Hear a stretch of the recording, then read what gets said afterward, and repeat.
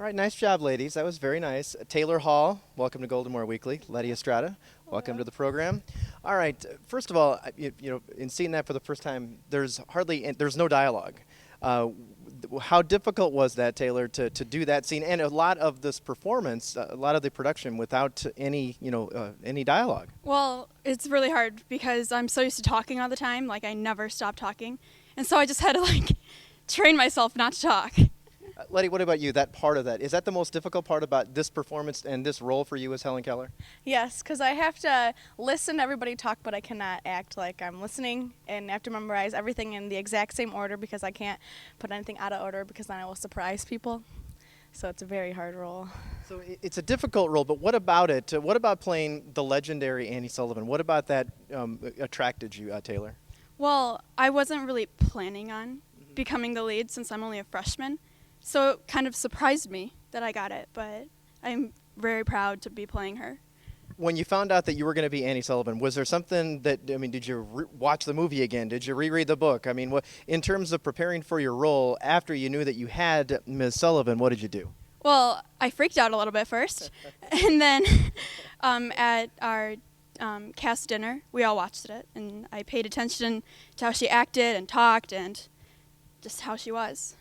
Letty, what about you? Did you go in knowing that you wanted to get the role of Helen Keller? Yes, I wanted to not have any lines to memorize. I was very excited, and I thought it would be really easy, but then once I got the role and I found out what I had to do, it was actually a very hard role, but I'm very proud. It helps strengthen my acting abilities, and I think that's helped out a lot. Now, when you found out that you were going to be Helen Keller, you knew you wanted to be. When you found out that you were, in terms of preparing, what did you do?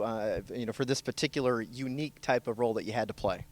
We actually watched the movie, like Taylor said, and I watched her very carefully. She never acts very normal. Her head's always up in weird positions, and I always looked over my lines and everything, and so that's really what I did. Okay, very good. Now, for the potential audience out there, I want each of you to just tell us one thing. One thing that you really like about this overall performance that people are going to like when they come see it. Well, I like how it's showing the struggle of how Helen is acting, but then Annie is so determined to teach her how to speak and come out.